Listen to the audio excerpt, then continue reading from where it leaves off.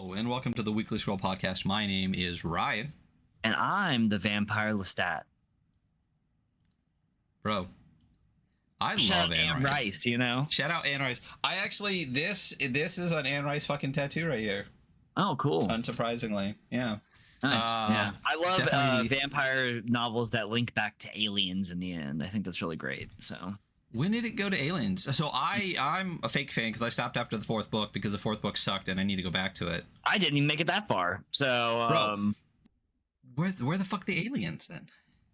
Towards the end, the very last book, I believe. Of like the 10 that she did for Yes. the whole Yeah, thing?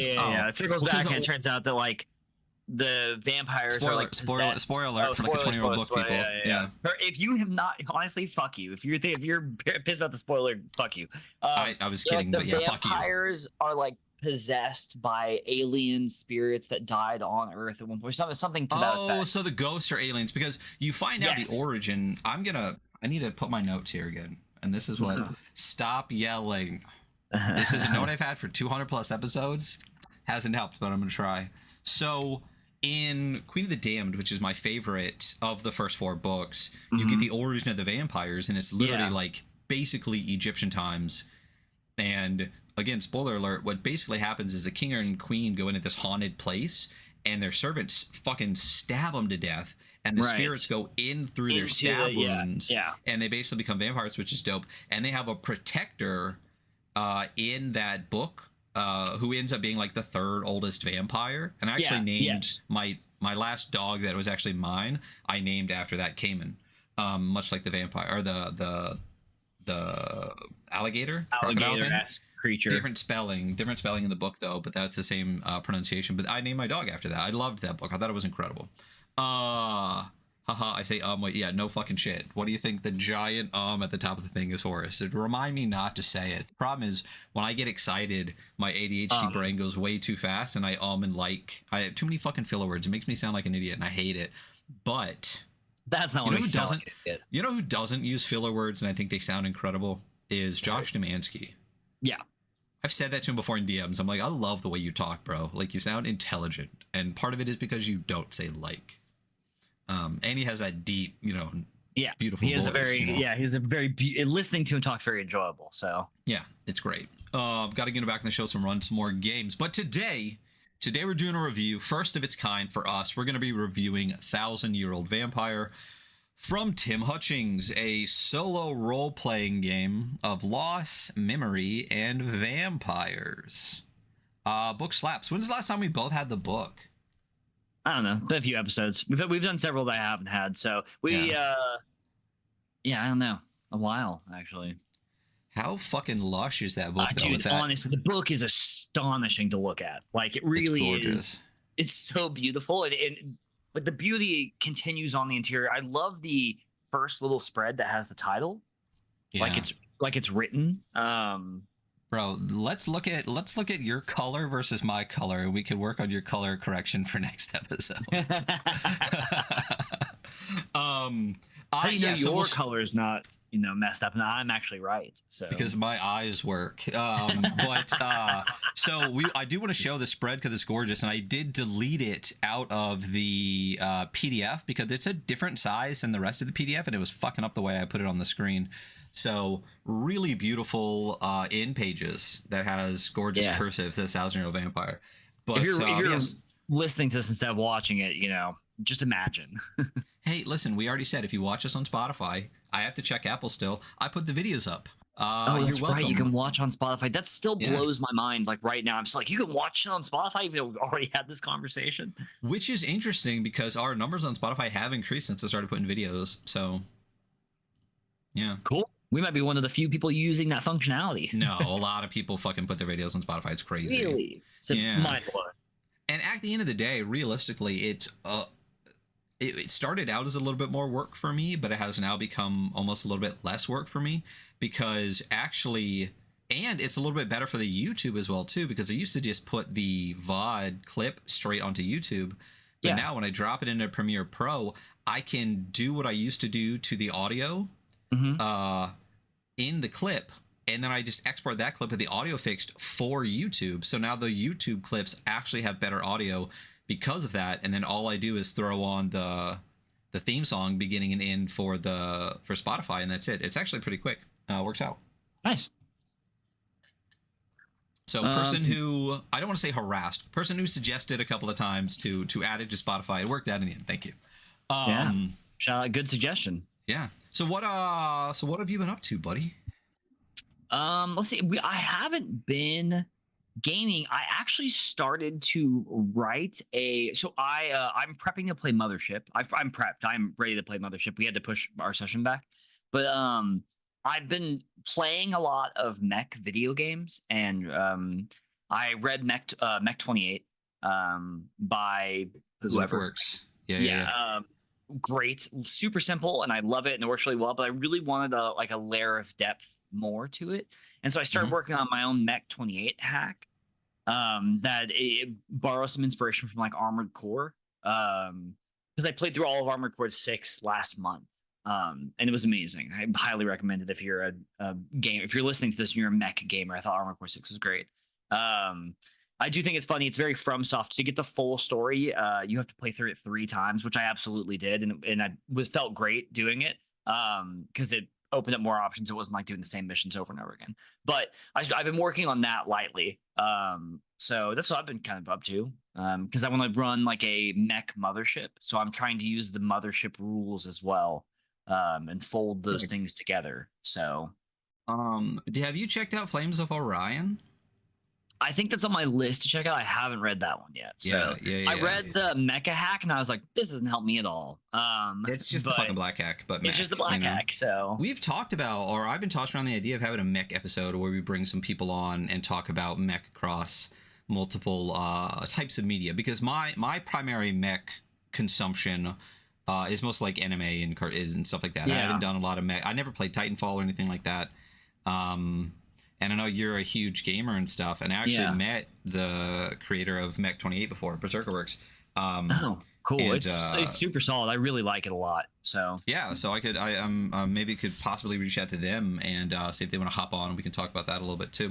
That'd be really cool, because just maybe, Ryan, in Tabletop Simulator, I already built us a Mech 28 map, and I already pulled mech figurines for that map, and I sized them correctly. Crazy. And I already have it set up. I was going to suggest that maybe we play it. I also might have got the Flames of Orion STLs and prints already, so that I have 4 mechs. Yeah, and nice. we can get those printed up and done down. I mean, we're going to do Necropolis first, but how about Mech 28? Necropolis first, right and after. Mech 28 after. Yeah, I wanna show you a little something. Entertain the peoples for a minute. Just start juggling and shit. It'd be, I can't juggle, by the way. I can barely see out of one eye very well. So how am I supposed to be entertaining? You can listen to my sultry voice. Yeah. But I mean, so kind of going back to mechs, though, my experience with mechs is I grew up watching Gundam, obviously, but I actually played like Armored Core on the PlayStation 2 and the PlayStation 3, including the bad ones. Armored Core 5 is bad. 4 was pretty solid. 5 was bad. I have no experience with BattleTech. Like, I've seen it around, it's very much like tank mechs, Bro, BattleTech is making an insane run. They were all over fucking GenCon. But how about first of all this, by the way, for those that can't see, sucks for you. That is the side of the box drawn on by the one and only Peter Vigors, creator of Necropolis 28. Oh, here's some stickers. Wonder where I got these from. Could it be a box that Peter Vigors, fan of the show, will never believe that, sent of Necropolis 28 miniatures? Yeah, maybe he sent us a giant box of Necropolis 28 miniatures. Yep. And you know what's really cool about this one? If you look on our Discord, they posted a diorama board with a bunch of miniatures on them. That's these miniatures. And you know what's cool about this specific bag of like 6 miniatures? What? He doubled it up so I could send one to a friend. What? No way! Sick. Well, yeah, and I mean, so I'm just gonna find somebody to send it to. I don't know who yet, Yeah, well, good luck finding somebody. Speaking of stuff, since we're burning time at the front of this episode. Oh, you got the box in. Yes, I got my last one box in.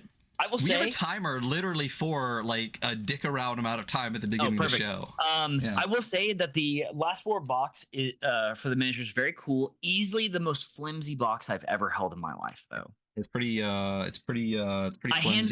I handed it to my fiance, and she was like, "Wow, this box is like about to fall apart right now." I'm like, "I know." Yeah, and what's interesting about it too is realistically, it's basically just 4 armies from World War I and like 1 sprue of weird shit, which is fine. That's fine. I'm gonna kit bash most of mine anyway. But yeah, fat stack of minis. Thank you so much, Peter Viggers. We're definitely gonna be painting these on the show. We're definitely going to be talking to Peter at some point. End of the show? Question mark? Again, yeah. won't. I don't believe anyone listens to the show. What's up? Yeah. I read Necropolis 28. It's really cool. So it's sick. Yeah. I don't believe we have any fans at all. I think everyone that talks to us is lying, and I will forever believe that. I don't even think I listen to the show. But it's cool when people say they do, especially people as cool as Peter fucking Viggers. Which is insane. So after we finally finish Malagast, we will be doing our not weekly war games of Necropolis 28 on the show. Very excited. Art from Martin McCoy. Peter already knows. He's like, listen, don't give me shit about not having a table of contents and hyperlinks. I promise it will be there. I was like, you do listen to the show. That's crazy. But that's cool. Oh, very cool. Yeah. So what have you been up to, Ryan? Oh, I'm so glad you asked, Hunter. I thought I asked. Did I not ask Ryan? What the fuck have you been up to? I went to motherfucking GenCon. You did? I did. It was cool. I probably won't do it again. Oh yeah, that cool. Huh? It was really cool. It was just too big. It was way too big. I did nothing. I went to the exhibitor hall and that's it, which is about 10% of the space. Everyone kept telling me it was big. I did not realize that it's literally the entire massive convention center plus the entire Indianapolis Colts Stadium, which is right next door. Oh. All filled to the brim with expansions planned for like next year when they open a new hotel. It's too fucking big, but I will say Indianapolis, gorgeous. Cleanest city I've ever been in. Philadelphia, LA, all these places smell like piss and are just gross all the time. Indianapolis, I did not see one piece of fucking litter. I did not smell piss anywhere. The architecture is gorgeous. Indianapolis, good fucking job. Gorgeous city.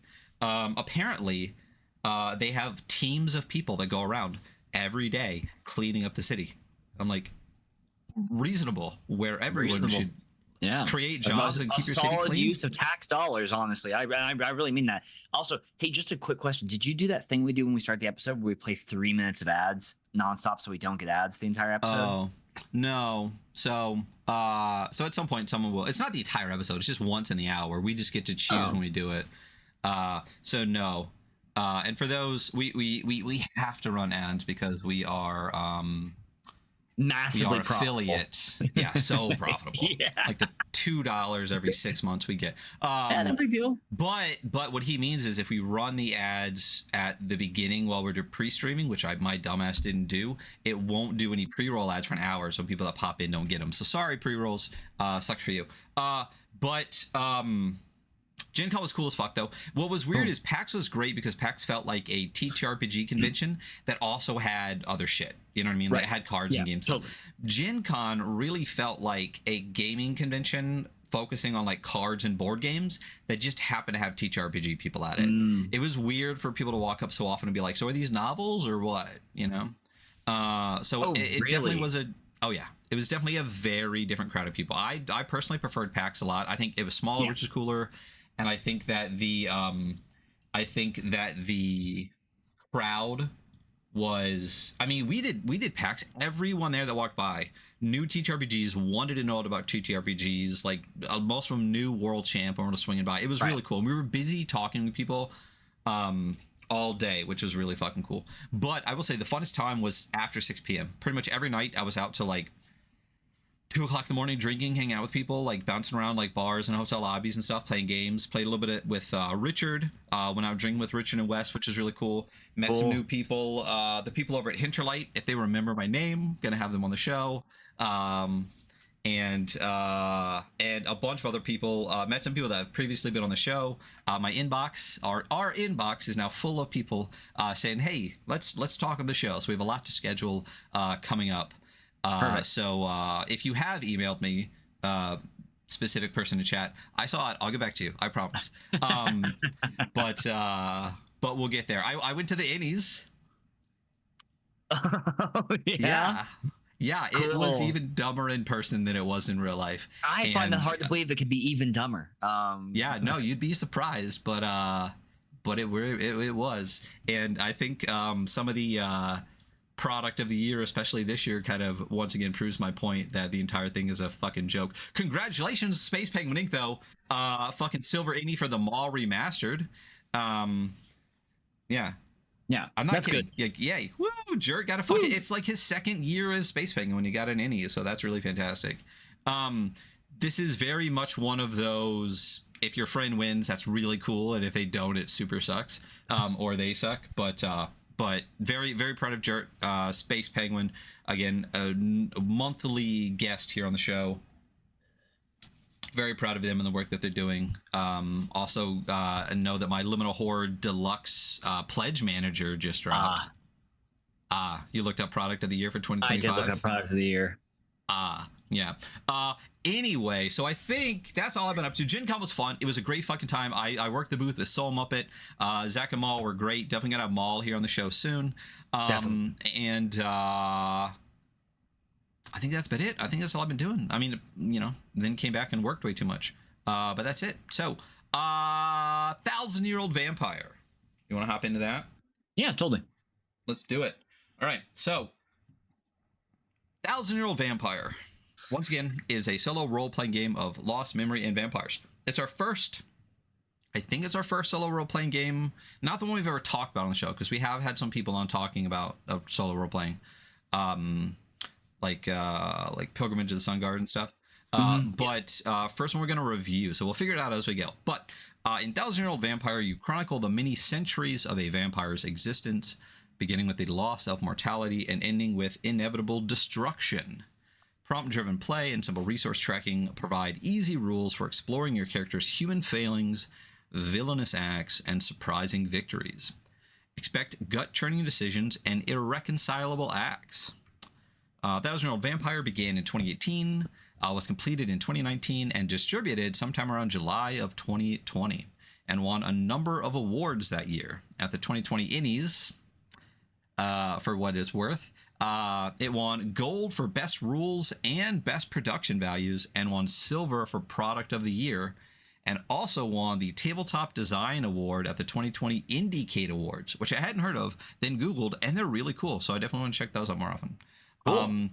In addition to the core book, there is the companion book, which I didn't know was still available. I did buy. Wish it was here. Wouldn't spoil it for you anyway.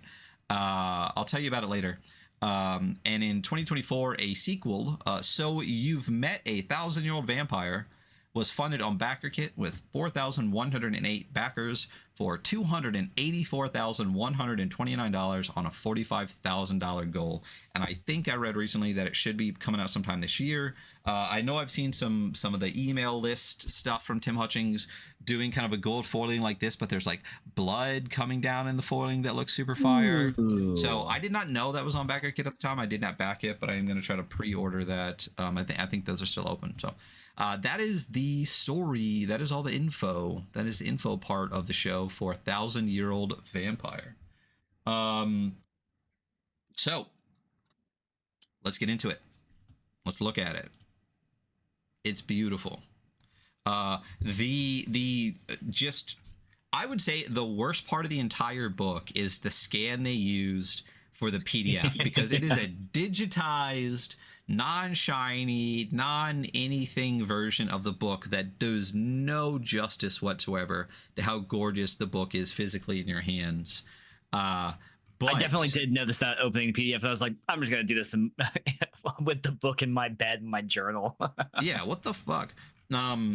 But after that, though, and including the cover itself, the book is beautiful.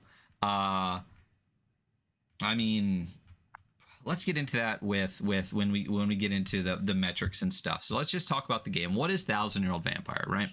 So the gist of the game of what 1,000-Year-Old Vampire is, let's get to a cool page that we can. This is a cool looking page. So the game mechanics for 1,000-Year-Old Vampire are pretty simple, and I have not done a lot of solo journaling games because I don't really like solo journaling games, so I can't tell you if they're all this simple, but it's pretty easy. So the gist of the game is that you make a character, then roll dice to semi-randomly work your way through a book of prompts.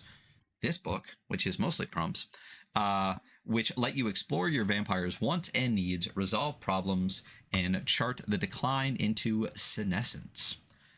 Play can happen entirely within the character sheet or can become a journaling activity. And I kind of split it a little bit. Like I mean, I could pull up mine, but I literally copy pasted the prompt in and then answered the question a little bit and then put my experience in the top. So it wasn't full journaling, but it was a little bit more than just like not doing anything. But so I can actually go through mine and see prompt, and like what I did for it. I did not write the prompts down, and I do kind of regret that because I can't go back and look. I mean, I guess I can figure out. I vaguely remember all of them, but I just wrote down my answers to them, just to have it in my brain, you know? Yeah. Yeah, no, because I was at work for a lot of it. So during my downtime, oh, right. We'll get into the usability, but the text file version was so great because my internet at work fucking blows.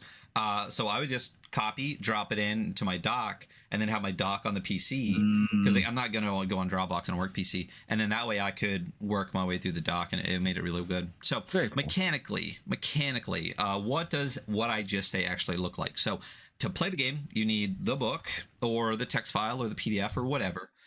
Something to write on, something to write with, and a D6 and a D10. That's it. You need 2 dice. You'll make your character, which Hunter will go over more. But how that works real quick is you get 5 traits. Basically, there's 5 aspects to the game that you use. You get memories, skills, resources, characters, and marks. Memories are the core of the game. You can only have 5 memories at a time, which have 3 experiences in each one. Capital M, capital E. Almost every time you roll for a prompt, you'll need to add an experience into a memory. If you don't have space, you need to erase an entire memory and all the corresponding experiences.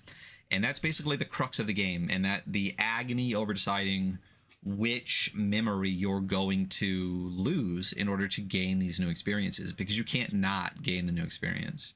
And like I said, that's the core of the game, is this loss of memory. Skills are skills. That's what the fuck you think a skill is. The role-playing game, right? There are things you can do and learn. You will check them if you use them, and you'll cross them out if you lose them. One of the other important parts is resources. There are things that you have, whether it's big or small. Could be an entire Roman legion, could be a ring. You know, it doesn't matter. It is a resource. One of the ways to lose the game is to lose all of your resources and skills. Characters are basically the NPCs of the game, and they can be either mortals or immortals, as in other vampires. And then there are marks, which are physical marks on your body or something around you that is difficult to hide, that makes it more difficult to be in normal society, right? It could be a massive scar, could be, I think one of the examples in there was wings that they cut off and had like the stub still sticking on them. And that's kind of it. That's the core of like the things you have to play the game with. Once you have your character, you roll a D6 and a D10, and you subtract the D6 from the D10. If it's a positive number, you go forward that many prompts. And in the base game, there's like 80-ish. And then if it's negative, as in, say you roll a 6 on the D6 and a 1 on the D10, you go backwards on the prompts. And if it's the same number, like 3-3, you just do the same prompt again, and every prompt, and I think in the core part of the book, has 3 options. So you can do A, B, or C. And if you somehow use all 3 and you hit the same number again, you just go up or down one, basically. Or you can use the alternative prompts that it has a ton of in the book. Yeah, which, I mean, we'll definitely talk about those, because I think we both have an opinion on those. And that's pretty much it. That's the game. Eventually you die, or in some way, shape, or form, end your existence, trapped or whatever. But basically, most of the time, you just fucking die. I landed right on the very first death one, and hadn't read forward enough to realize that, like, because in my head I was like, how far am I gonna go? What if I get to the end and I haven't died yet? No, like the last 10 prompts are all you fucking die. Last There's 9 no way are to all get past dead. them. So the ninth one's the best. You ascend to like a higher level of being. Do you remember the first one? Which one is that? How did you die? Oh, I got trapped out in the sun and I died, which felt so anticlimactic a little bit to me because I had made like some really hard decisions right before, and I was literally at work and I was just doing it on my phone, and I was like, this is getting annoying.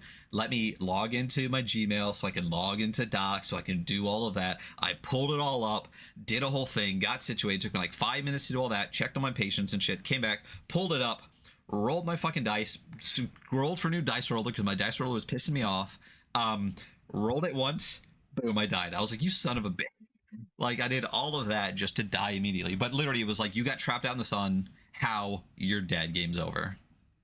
I got imprisoned for all eternity. Oh, sick. Yeah. Yeah. Like, what do you think about for the first 1,000 years? I'm like, fuck. Dude, that's such a good one.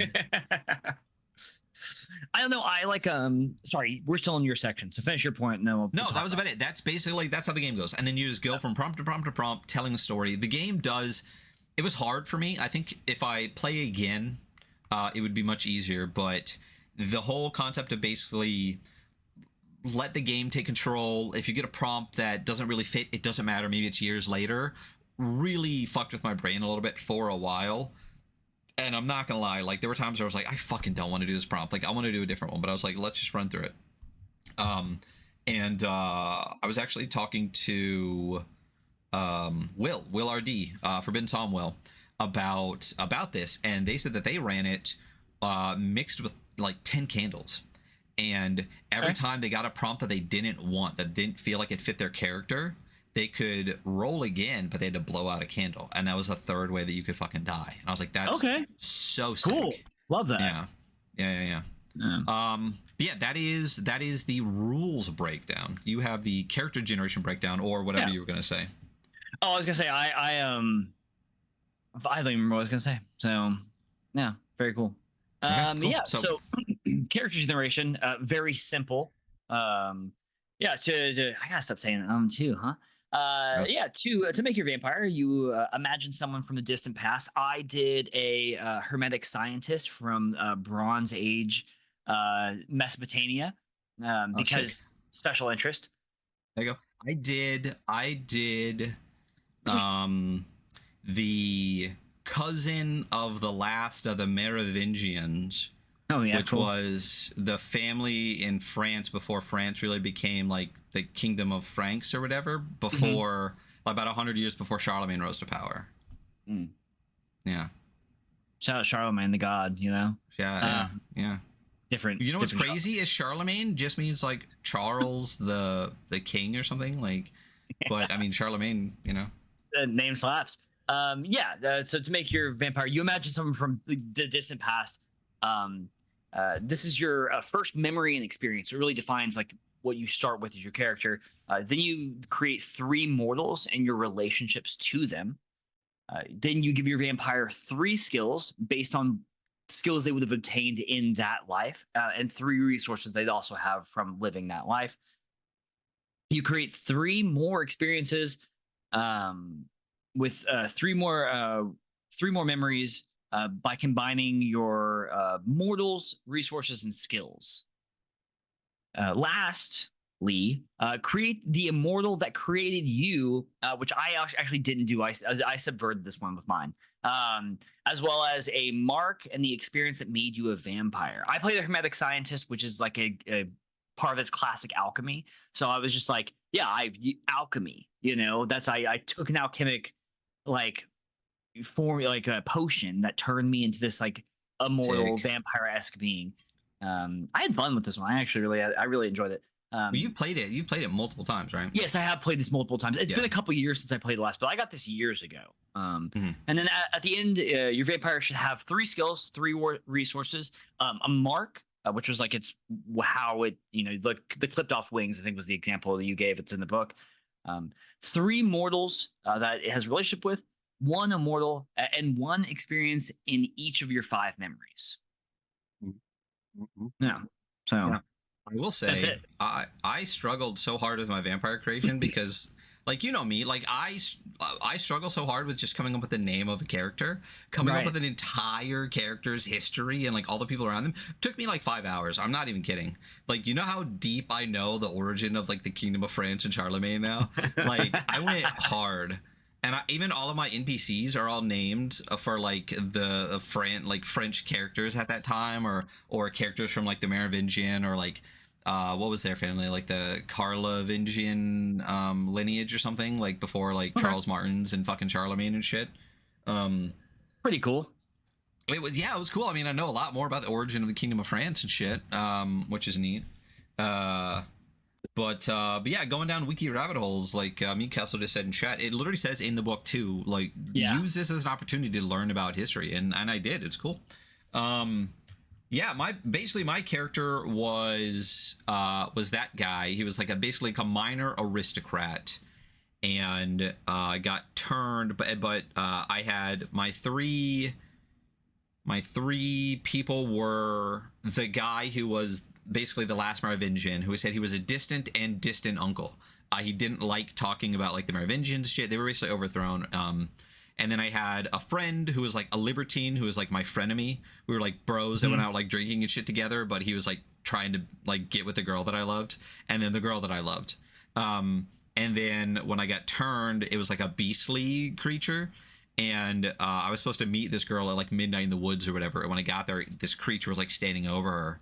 And I like, you know, attacked whatever. She ran off. I got turned into a fucking vampire. But my mark, which was really difficult for me, I don't know what you chose for yours, was that my teeth were like bestial, like sharp, pointy. And anytime I'd file them down, by the next morning, they would all come back. So it was like difficult for me to be in society because my teeth were basically like beast teeth that I couldn't get rid of in any way. So I took to wearing masks when I could, or like staying in the shadows and shit. I did haunting yellow eyes. Because I just thought, like, drank a potion, like a golden potion. Yeah. And like just it's called jaundice now. Yeah. So jaundice apparently was the mark I did. Yeah, I was just like, you know, I went with the very classic liver failure. Beautiful vampire. I did not achieve this, but in my mind, I was really holding that what's that Tilda Swinton movie? The Last Lovers Left Alive or something like that. You know what I'm talking about? No. You've never seen that movie? It's Only Lovers Left Alive, which is a vampire movie with Tom Hiddleston and Tilda Swinton. And it's a wait. There's a vampire movie with Tom Hiddleston and Tilda Swinton. Yes, absolutely. It's really good too. I really enjoyed that movie when I saw it. It's very sad vampire movie. Sad artist vampires. How have I not seen a sad vampire movie? It's very much like I think it was more of like an indie flick. A depressed musician reunites with his lover. However, their romance, which has already endured several centuries, is disrupted by the arrival of her uncontrollable younger sister. Who plays the younger sister? I don't remember. This is good. This is good content. Mia Wasikowska? I have no idea who this person is. Yeah, that person. Oh, I've seen her. Interesting. She's Alice in Alice in Wonderland. The newer ones. Cool. Interesting. Well, I know what I'm going to try to watch. It's a solid movie. It's very depressing. Whoa. Is it a Refn movie? That's what Meat Castle just said. That makes it doubly bad because Refn is like one of my favorite fucking directors ever. No, Jim Jarmusch? I don't know, something. Oh yeah, Jim Jarmusch. It's not Refn. You teased me, Meat Castle. I love a good Refn movie. Ugh, I'm such a pretentious douchebag. I was going for sad. I was trying to go for sad vampire, and I really actually just ended up with weird cult vampire. Interesting. Because there's a prompt that like refers to cults, and I rolled that page twice, and it only gets worse. And like I feel like every time I gained like a mortal friend, like almost immediately either I killed them or they were killed.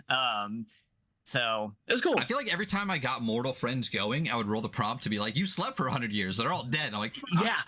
Yeah, that happened too. Yeah. I What's also funny killed one. And then another one died, I think also by something I might have done. But, you know. Yeah. What's funny, I I kept having servants. I got that like 3 times, and I just kept naming them the same name. And by the third one, I was like, or like they were the same name. Like I would take a servant, but only like a specific person, and they kept having the same name. By the third one, I was like, I don't know why this feels vaguely comforting, but it's cool. I like this guy. And like when you then keep getting a dog over and over, and you keep name name the same name. But that one, the third one, I rolled that they had I committed a crime and they took the blame for it, and then when I rolled again, so like basically they got executed for the crime that I committed, but in that roll, like I had to take a skill that was basically like not my fucking problem. Like, oops, oh well. And I was like, God damn it. And then like my last 2 prompts before I died were something like, you have massive regret for something that you've lost. You lose 2 resources, gain 1 that you've lost. And I was like, dope. I got my like Merovingian signet ring back. And my very next prompt was basically like, shit's transient. Get rid of your oldest, most precious resource. And I was like, I'm definitely going crazy at this point. Like my vampire's going crazy where they were like, oh my God, I'm literally like, basically the prompt was like, you have to figure out how to get it back, and I did. And my very next prompt was, fuck it, and like tossed it again. And the prompt right after that, I died. I was like, yep, I was definitely going crazy at the end. Like that was it. Yeah, that's basically what we did. You had a cult alchemist, and I had I saved like the memory of the girl I loved for almost to the very end. It was like one of the last memories. And I know that's not necessarily, it says always like get rid of your oldest memory or whatever, but I was like, nah. And I didn't fuck with diaries. No, I think that's a great one to hold on to though. Yeah. You know? Yeah. Well, because I forgot who I was. I forgot how I was made, but I remember the girl that I loved. So damn. There's a lot of loss in this game. Like this game is like a game of loss. It's you sad. know? Yeah, it's dope. It tickled my heart in all the right and wrong ways. Definitely made me really sad, which felt good. It's good to feel something, you know. So moving on to the, as if the timer fucking matters at this point, like we're using it. Moving on to the likes and don't like sections of the podcast. Basically, what did we enjoy the most about the game, and what did we think like wasn't necessarily our favorite thing? I always start. Do you want to start with what you weren't as big a fan of? Yeah, I mean, I think that this will be my most mild take I've ever had, because there's nothing about this that I really disliked. Like I truly enjoy this. I like creative writing activities, so like this probably strikes closer to what something that I would enjoy to do, maybe more so than you. I thought this is a ton of fun to play, and I have played it several times over the past few years. So yeah, I don't really have any dislikes. I mean, what is there to dislike about it? It does the thing it does, and I think it does it well. And then my likes are pretty much everything. I thought the prompts were really cool. I think that we said we were going to say this later, but it is in my likes. The additional prompts. There are 2 sections. I think there's only 2 sections of additional prompts, and they're better. They're great. The book is beautiful. There's 2 fucking silk ribbons, which I absolutely did employ. Shout out 2 silk ribbons. This is exactly the book we want. Shout out foil on the cover and 2 silk ribbons. I know, what the fuck? It's so plush. And like frankly, like this is very easy to play in a short amount of time, and you don't have to do what Ryan and I did, where you keep a journal the whole time. Like you can really just like go through it. Yeah. What about you? Yeah. What I wasn't a big a fan of, it's kind of the same thing I have with Cyberpunk. It's just not my game. Like I'm not a solo journaling fan. This is kind of with a lot of creative stuff, and it probably comes out on the show a little bit, because this show ends up a lot of time being basically like dev editing. I don't like starting with a blank canvas. I like starting with something and kind of molding that thing, right? So it's kind of like, if you want me to come up with an idea for something, that's going to be really hard. But if you come up with an idea, I can tell you 100 ways that I would do it. You know what I mean? Like, and so having this, what you said, basically massive creating writing exercise. I told you it took me like 5 hours to come up with just my vampire creation, and I'm sure it took you 10 minutes. Like, pretty much. My names were not classic Bronze Age names, and I do know that. Although I did move outside of the Bronze Age, but not by very much, because I kept it towards the fall of the Bronze Age. But I'm already like, that's already like a special interest of mine, so I didn't have to deep dive too much of it, you know? Right. Yeah, I mean, so that's my only critique, which is just literally a very personal, extremely subjective critique. It's just a me thing. It's just that, like, this kind of just reinforced. I've never been a huge fan. I've always said I'm not a big fan. I haven't done a lot of them because I'm like, it just doesn't feel like it's something I really want to do. And then doing one, it was gorgeous. It was a really fun experience. But if I had the opportunity to sit down and play another solo journaling game, or like another solo adventure game, like 12 years or Basilisk or any of that kind of stuff, I will always just go with the adventure game. Right. I would play this one again because I've done it and I would want to see, what it is, and maybe flexing those muscles a little bit more would make solo journaling more fun going forward. So I do want to try every now and then again. But I would say that's my only critique, and it's a very personal, it's not even critique, it's a very just personal, subjective thing. In solo games, I'm always going to pick adventure over journaling. And that's the only thing I really have to say. And what do I like about it? What you said, fucking everything. I mean, I'll say that this stuff, for those not in podcast land, sucks to be you, all of the kind of like collage bits, I hate texture of paper. If you're going to do texture of paper, do it like this, where you can barely tell. Don't put wrinkles and shit in your paper. Yeah. The immersion that you get flipping through the first 10 pages before you get into the prompts, it is so immaculate. It's so perfect. The vibes are insane the entire way. I would say that that's unquestionably my favorite thing about it, is the piece as like a piece of art or a product itself is so important to the experience. And it's perfect. It's fucking perfect. That's what I like most about it. The actual product itself is gorgeous, and it definitely deserved. Did it get best production value gold and then silver for product of the year? I'm gonna go back through every fucking indie and see who actually won product of the year, and it's gonna be just a black and white fucking 2-column shit. I want to know what the critique of product of the year is every time. But the book itself, the vibes that it creates is my favorite part. It's perfect. It's stunning. It makes the immersion so incredible and adds to the experience in a way that's like indescribable until you really play it. And I would say that's my favorite thing about it. So why don't we move into the metrics then? Because my assumption is, and we haven't really talked about this, how we're going to review this, because I wasn't even sure if we were going to give scores or not. But guess what? It's a book. It's a game. It has rules. It has everything. So let's just fucking do it like it's a game, like always. I agree. Yeah. I'll just mark it somewhere for my own stuff later if we do decide to add like a new category at the end where we do like solo games or adventures or whatever when we do our yearly roundup. Hey, maybe we'll do an award show, Yeah, you will have one more meaningless the weeklies. We'll do the scrollies, The scrollies. Okay, so for those that don't know, one of the main things we do here on the show is we do quantify our terrible opinions with metrics. We used to do 5 we still do 5 for books and 3 for zines, but in the new format that we've done, instead of waiting to the end and then talking about those, we're going to go through those metrics as a way to kind of discuss the book, and we've mashed those 8 together into 7-ish to talk about, and then we'll score at the end. So this will be a book, and we'll go over those metrics at the end. But the metrics that we're going to talk about for basically everything that we do is art and layout, usability, rule set, originality, value, and vibes. We'll just go through that. So starting with art and layout, I mean, we've talked about it a little bit. What are your thoughts on art and layout? I mean, it's such a great book. It is so beautiful to look at. It's easy to read and go through. I really love the font choices on the prompts. I like the color on the background. I have no massive knocks to any of this. I think it's great. I also love I love the little like images and like inset into the background, like faded out on several of the pages you go through the prompts. I think it's a pretty book. And I mean, those first few pages when you're going through like the explanation of what the game is and kind of the rules, and it has this like scrapbooky feel to it. It's very good.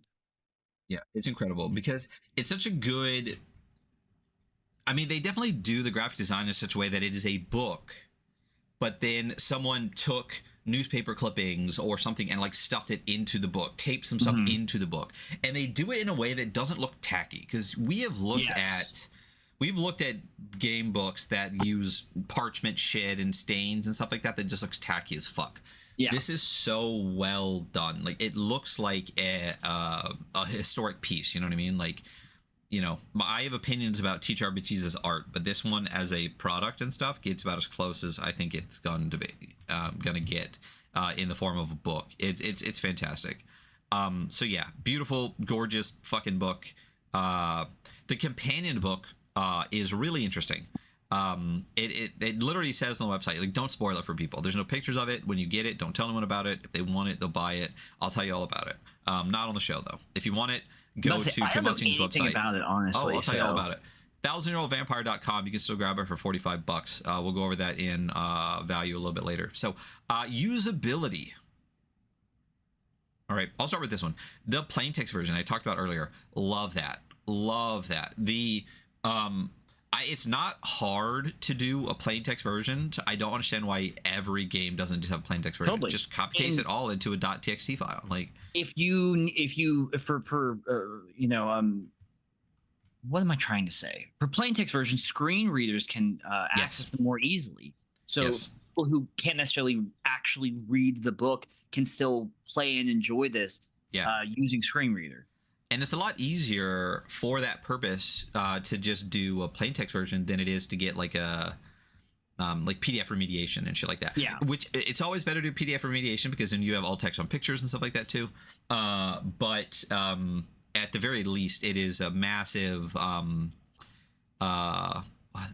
what word am I trying to help when it's like to help people that need to use screen readers? That was the word I couldn't think of. Accessibility feature. Accessibility. Yeah. Fuck me. Yeah, that's exactly what I was trying to say. But yeah, that was basically what I said earlier, is that it is a when I couldn't load the fucking PDF because my internet at work fucking sucked, it took half a second to get the text file up, which is really, really fantastic. It doesn't have hyperlinks, table of contents, any of that shit, because it really doesn't. I mean, it kind of doesn't need it. Like 90% of the book is prompts, but I mean, it would be nice with the appendices and stuff.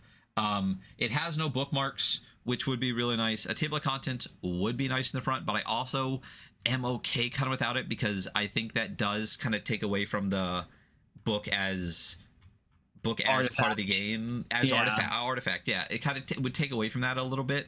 And again, the rule section before the prompts is what, like 25 pages, something like that. Like, maybe a little bit more, but that doesn't bother me. I wouldn't mind the bookmarks, especially in the back once you get to there's like 6 appendices. So I wouldn't have minded a little bit of something for that. So not perfectly usable, but a little bit more lenient on this specifically for the artifact aspect of the book. What are your thoughts? I just, for usability, have 2 silk book ribbons in bold. Which, because I'm playing this with the book. You know, a lot of the stuff that we do, I go through digitally as well. But like, as someone playing this with the book, that was incredibly useful, and I did use it quite a bit. 2 silk book ribbons, y'all, and I mean, I get why you would want a table of contents. I guess I don't necessarily want it for this. Maybe bookmarks in the digital version just to get to the appendices really quickly and to get past character creation if you don't need it. But like, yeah, I mean, most of this book is prompts, so it's just like it's prompts, you know. How much do I have to navigate this? I really don't have to. It's not like a regular game book where I'm referencing a bunch of like rules as I go or whatever. Are you reading the designer's notes right now? There's a puzzle and I can't figure it out. Overmang?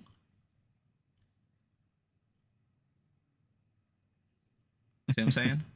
Yeah, I don't know what it says either, but yeah, there's a pin on the website that has, you know, 1000-Year-Old Vampire, and then there's like another word that's a puzzle like this where it's just like you have to like track through the points to do it. And then I saw this and anyway. Game over. Bro. But where's the in come in? I guess you don't use it. Oh, no, maybe I'm wrong then. I mean, game over makes sense, but you use the E twice, which is fine. Yeah, there's just that in. I don't know. Game over makes sense though. Rule set. Again, I have not read a ton of solo journaling games. Most of them are prompt based like this. A lot of them are like card flipping or oracle or things like that. For this rule set, it's fucking simple. You literally roll a d6 and a d10 and it gets you to a creative writing prompt, and that's a whole fucking game. Outside of character creation, that's it. I don't know how much simpler it can be. Like, it's fine.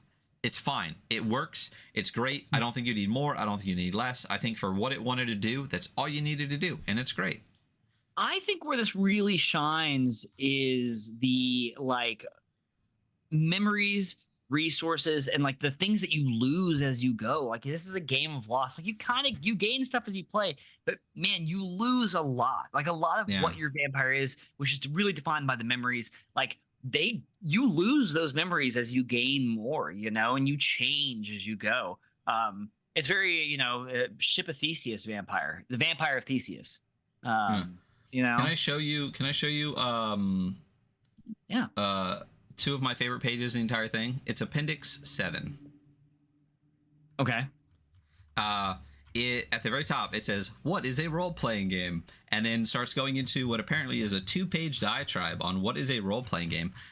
And then they stuff the entire section in pictures and a lock of hair and cover up everything that would have been written for what is a role-playing game. And how I read that is Tim Hutchings going, "Fuck, what is a role-playing game" sections. And that made me laugh so hard. As much as I loved the book, I loved it twice as much when I read Appendix 7. Incredible. Just chef's kiss. Fantastic. Originality. My God.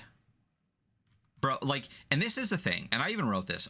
This is exactly what my note said. It says, it's great. The concept is incredible, and that's even with the absolute glut of vampire media out there. And vampires have been done to fucking death every fucking decade forever, right? It is impossible to not. You want, like, sock puppet vampires? Guess what? It's out there. Like, it exists. To me, the concept of this game blew me away. Yeah. Like, the ability to literally live the life of the vampire is crazy to me. Yeah, I mean, mine's very much the same. Super great concept and great execution of the concept. But yeah, vampire game. But I think this is a really quality experience. Like, I'm not shocked that I've heard this spoken of in non-tabletop RPG circles. Yeah. And I totally understand why, because it's fucking cool. Like, it does. Yeah, it's great. Yeah, go ahead. Because I bet you there's a ton of people that have played this game that have never played a tabletop role-playing game and don't see this as a tabletop role-playing game, which it kind of... I mean, you what is a role-playing game? Like, what is a role-playing game? Is it? Who gives a shit, right? I mean, you are playing a role, you know. Meat Castle in chat made a good point. It makes you feel some of what immortality probably feels like, because even comparing yourself to now to your teen self can feel like a totally different person. Imagine a century or millennia. I mean, truth, myself, my teens, myself, my 20s, myself in like my early 30s even, I would say, and I've said this over and over again, you don't even really, and you're old enough to say this thing, when I started to feel like an adult, not finished, but where I was like, damn, I'm an adult now. When I was a kid, I thought 20-year-olds were fucking adults, right? Totally. When I was 20, I had no fucking clue. I did not start to really feel like a grown-up until I was 27 years old. And I would say that for me, things kind of started to settle out like in my early 30s, where I was like, I feel like I'm me. And now that I'm in my late 30s, that felt true to me, where I was like, I'm the same person.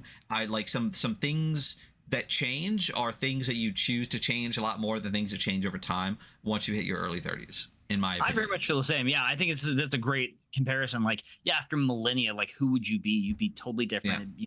Yeah. Which is crazy. And then they say again, it makes you feel that concept of that immortality would be in many ways a curse. You can only keep so much of you alive for so long, even if your body continues. I mean, very true. If you read the beginning of Interview with a Vampire, there are vampires that literally go fucking crazy because they've been alive for too long. Like, he cuts the hands off the violin player. You know what I mean? Like, these people, they go insane to the point where they're just like, fuck it, I'm walking out of the sun, I'm done. And I think Lestat at one point does that, but he's too powerful now. The sun doesn't kill him. You know what I mean? Like, it's crazy. So yeah. But I think concept-wise, again, it's a vampire game, but I think the originality, the ability to experience what we experience in that scope is incredible. Yeah. So, you know, what we've said before, like you can do a thing that's been done if you do it in a different way, and I think this does it in a massively different way, and I think it's great. I think it's a very fair take on this. Yeah. So, all right, value. I honestly am so stoked how much you liked this, because I knew I liked this going in. It's vampire shit. What do you? Well, I know that like solo journaling is not always like your go-to, you know. But I'm so stoked you liked this so much, because I have thought this was brilliant for a while, and I've had it for so long, frankly, that I've forgotten that I had it. I had to look for it. And it's on Abigail's vampire bookshelf, where all of her vampire books are. I'm shocked with all of her Twilight stuff. Yeah. Yeah, with all her Twilight shit. Yeah, that's right. Tell her to read better vampire fiction. She has. And she also loves the bad stuff. I will say, at least she loves it mostly ironically. You're allowed to love a thing if you love it ironically. The way she loves it is incredibly funny and like very ironic and memey, you know? Yeah, like if you know it's bad and you love it for how bad it is, that's totally fine. I mean, it's totally fine to love whatever you love. Love bad shit, people. That's totally fine. Don't listen to my opinion. She has a mean Twilight tattoo. So she's I know she's You're married to this person? Yeah, right, anyway, so I'll delete this part. Shh, don't tell her I said that. But value. So the book is $47.50, and the PDF is $15, whether you get it on itch or from Tim Hutchings' website. The companion book is $45. There's a bunch of other stuff you can get on that website, including enamel pins and shit, which I'm very sad I didn't see when I bought the companion book, because I'd have bought like 2 of the enamel pins. I fucking love enamel pins. You know what's weird? Backer kit. Once you've like, you know how you can be a super backer on Kickstarter? This is so random. You can be the version of like a super backer on backer kit. They send you a pin. They sent me one. Like I backed enough projects that I'm like their version of like a super backer or whatever. Nice. So they sent me a pin, which I was like, Kickstarter never sent me a pin. Thanks, backer kid. Like, well, fuck Kickstarter, but you know. Yeah. I mean, very true. But anyway, so $47.50 I think is a little bit like expensive for a book when the PDF is $15. But I will say that this book, I have no problem with that. Yeah, it's such a well done, beautiful, like artistic take on a book. I don't really mind that's a little bit more pricey. I think you have a lot of legs to this game too. I mean, honestly, if you made a different vampire than the one that you previously played and you still rolled the same prompts, you could have them shake out differently, you know? I think there's a lot of playability to this, a lot of life in it. So, you know, I mean, I bought it. So wait, did I buy it or did I back it on Kickstarter? What year was it on Kickstarter? I don't think this was ever on Kickstarter, was it? I think it just maybe came I just out. bought it then. So I don't. If it was, I did not put that in the info. Do not know when I bought this. Yeah, I bought it. I mean, I bought it in probably 2020 or 2021. Yeah, I've had it for a long time too. So, which is funny because I've had it forever and I just played it like this week, the first time I ever played it. Yeah, I mean, again, pricey for a book, but I think this is a luxury book, even in the context of like luxury books. In the concept of like the TTRPG space is like a luxury space. Like you don't need this to live and breathe. But I do think it is worth it. Even though, again, like that's got to be not going to be the best value ever. We'll always talk about something like, you know, Death in Space, where the normal cover has like you know, foiling and bookmarks. But it's a 6x9, I think, with 150-ish pages. But like you said, it's infinite replayability, basically. There's 80 initial prompts and I think close to 150 secondary prompts. But I think also on top of that, all the appendices are great. Like the interview about like why and how they did it is fantastic.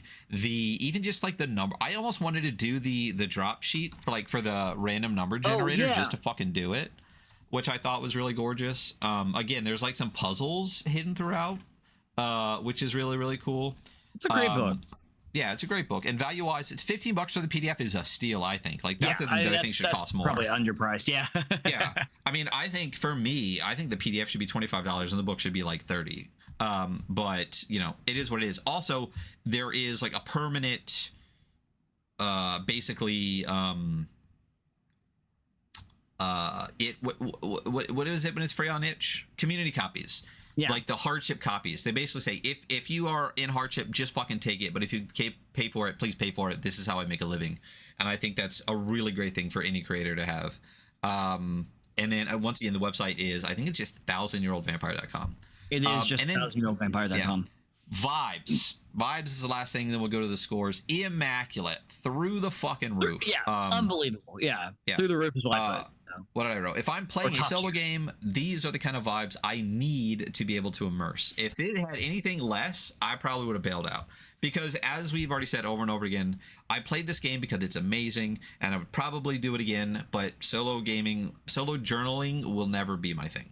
I will always prefer solo adventuring, but this would quite easily be the exception to that rule.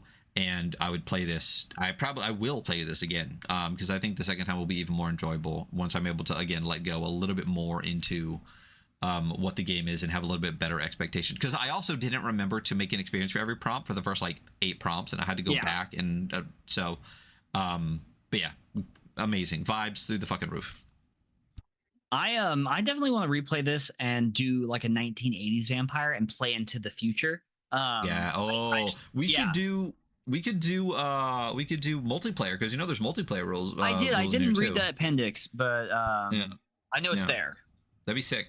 Maybe we can do a Discord play-by-post. Ooh, yeah. Join our Discord. That'd be cool. Join the Discord. Links are where links are. Yeah. Okay. Ratings. Oh, remind me to talk about a zine we're gonna make. Ratings. Let's bounce over to the review scores. I wasn't sure how we were gonna do it, so let me pop up the game scores. Boom. All right. So for books, as I said, we've already gone over the 7 metrics total, but there are 5 for this. We're gonna do art and layout, usability, rule set, originality, and value for these. So. Art and layout. We've already talked about it. What do you think? What number are you giving art and layout? Oh gosh, I'm pretty high on this. I'm a solid 8 on this. I might be a 9, honestly. Actually, I think you're crazy if this isn't. I think you're crazy if this isn't a 9. I mean, I'm closer to. Right. I'm not. I don't think this is necessarily a 10, but I'm about as close as I could be to a 10 without it being 1 for art and layout. Because I'm good with 9 on this. Even if you took out all of the scrapbooking, the book itself is gorgeous. Yes, you're right. And then you throw in all the vibes from the scrapbooking plus the fucking foil cover and shit. Easy 9 out of 10. Usability. Don't subscribe to us. Thank you for the subscription. We need to put a big thing across that. Please don't subscribe to us, but thank you so much. I believe that is that Carl? Is that Carl Druid? But usability. I mean, we're up and down on this a little bit, right? It has no digital tools outside the text, which is fantastic to have the text file. I wouldn't have minded bookmarks. I'm okay with a table of contents because artifact aspect of it. Yes. But as you said over and over again, 2 bookmarks. To which for a physical artifact, this is about as close as you're going to get to hyperlinks. Outside of like Snake Wolf 3. God, they're beautiful. They're beautiful bookmarks. What are your thoughts on this? I feel the same. I don't know where I'm at on this one. I think I'm at about I don't know, that the plain text file I think adds to it. So I think I'm at a high 7, low 8. I'm good on a 7. Rule set. I mean, we this one's gonna be hard because again, when we talk, there's a reason we don't review skirmish games yet. There's a reason it's hard to review solo games, but not necessarily for TTRPGs. Are either of us experts? No. I think I've read probably more books than you. I don't want to say something I haven't. But I've read hundreds of TTRPGs. We've reviewed at this point hundreds of TTRPGs. I've played dozens and dozens of TTRPGs. I feel like I have at least enough context to be able to have a knowledgeable opinion, right? Yeah. When it comes to solo journaling, not so much. I don't feel like I played enough or know enough. So this is a difficult one for me. So I'm going to review this as if it is a role-playing game. It does what it wants to do. Does it blow me away? I don't think that's the point of the rule set, but we still have to review it. What are your thoughts? I have done a lot of writing prompt activities in my life because I like creative writing. I do it a lot less now as an adult than when I was a teen or even in my early 20s. But I actually really enjoy this, and I enjoy the light mechanics that are in here. I enjoy the feeling of loss. that you get from the way it programs loss into how you play this game and how you gain things as you go, and how your character changes over time. I think the rules are very simple and effective, but I think it does mean that your character, like it, even though they are simple, like you do change as you play the game. Your character does change, and that is like effective. It works in the game. So I actually probably think I feel a little bit better about the rule set than you do. It's not that I feel bad. It's just we've talked about this before when we look at something like zines versus something like books. And there's a reason that we always rated zines.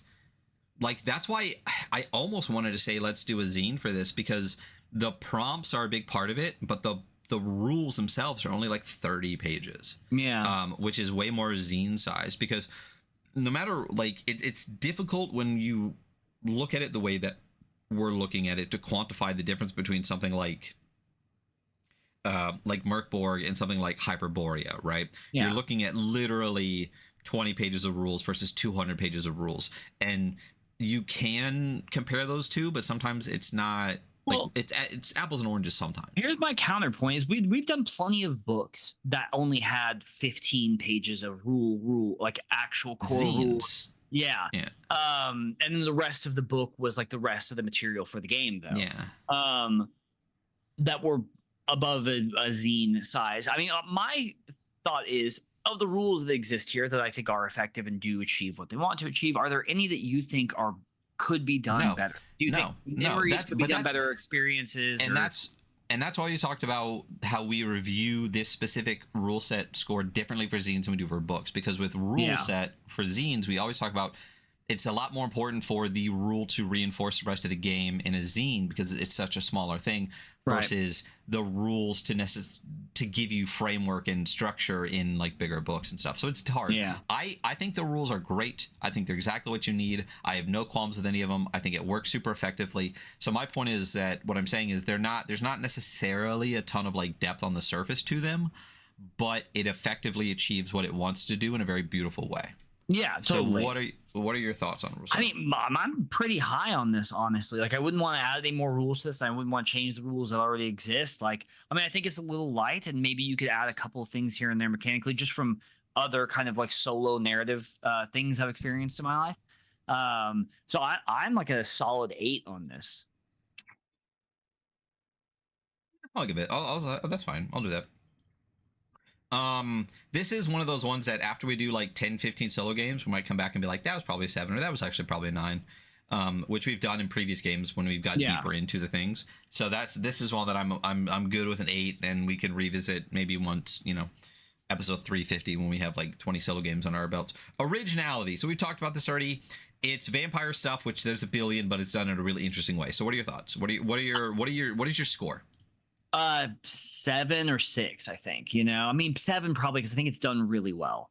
Yeah, I think we're almost opposite. I think we're almost opposite between rule set and originality. I feel so high on originality for this and lower on rule set, but you're higher on rule set and lower on originality.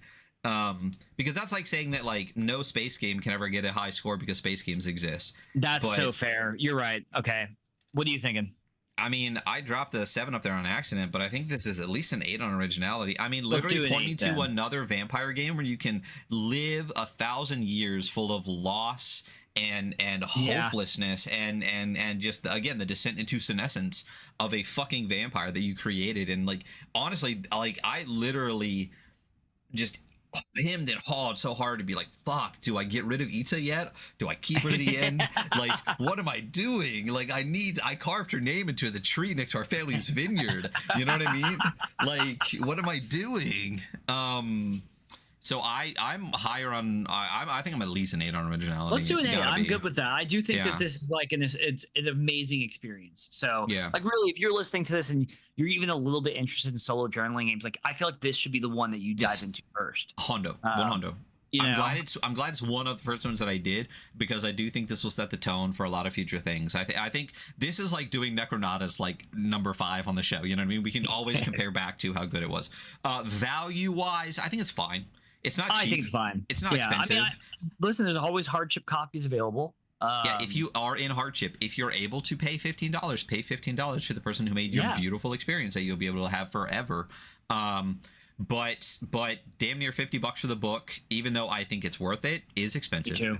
I do think you get a lot of value out of those 150 pages. I think you could play it a dozen times and have a completely different experience every time, so that's difficult. But I'm probably like a 6 or 7 on value for this. Like, again, 5 is bang average, so I think it's a little bit better than that. I think what you get, the bang for your buck for it is, but it is, if you want the book and everything, is a little bit more expensive for is a tad bit more expensive than a fucking cup of coffee. You know what I mean? Like it ain't necessarily cheap. So what are we saying? 6? Yeah, it's good. So so that's gonna be the lowest score on the on this here totem pole, but I don't think that's really gonna affect it that much. That's a 38. Nice. Okay, cool. Respectable score.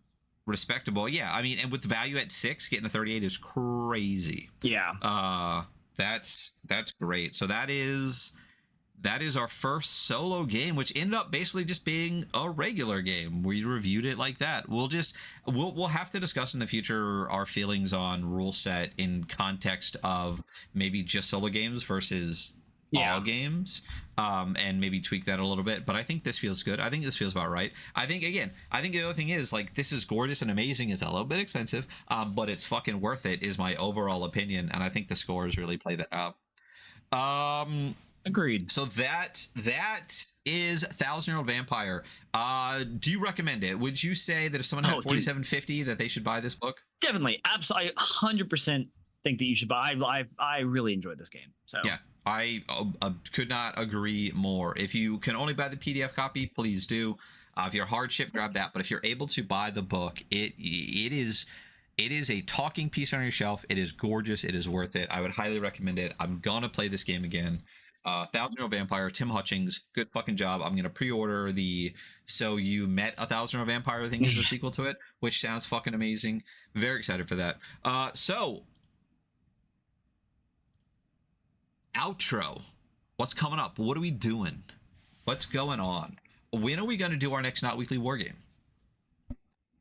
Yeah, let's look at the schedule. I have a weird week next week, although actually I think it won't be weird for us. Really just look at Saturday, but it doesn't matter. Let's just keep at, we're going to try to get back to our Not Weekly War Games. We might still do one more shot of Malagast, but we might be far enough out that we're just like, fuck it, let's move on to the next one. The next one we're going to be doing is going to be Necropolis 28, and then expect Peter Viggers to come on the show and chat about that. Cool. Sounds like we're probably going to do Mech 28 and maybe some Flames of Orion, some mech shit after that. Maybe we can talk to that. Maybe we can even reach out to the Hive Scum guys, Cool. creator Steven from Flames of Orion. It does Hive Scum podcast. I don't know if you've been listening to Hive Scum podcast. If you haven't, they're way better than us. It's a much more entertaining podcast. I highly recommend listening to the Hive Scum podcast if you're into the hobby scene at all. It's incredible. They're funny as fuck. It's great. That's what's coming up on the show. I did go to GenCon. I did meet a lot of cool people. Expect a lot of those people to come on the show, including people like Clayton Notestein, Explorers Design, who was one of the judges at the Innies, who's going to give us all the deets about how that went. After they do an article for it for their blog, which I'm very excited. Super nice guy. Yeah, really fantastic to meet them. I also got to meet and got a pin for Perils and Princesses from Ryan Lynch, another super cool guy. Yeah, and got to meet the creator for Sweet Revenge. Got to meet a bunch of other people. Again, got to hang out with Weston Richards, which was great. So expect a lot of those people on the show. Expect some other people that have been on the show to come back. We'll have some more Gen Con talks, and that's it for us for today. So we will let you know what's going on. If you want to know more of what's going on and what we're doing, hop in our Discord, click on the link where links are, and we will see you all next time. Bye. Bye.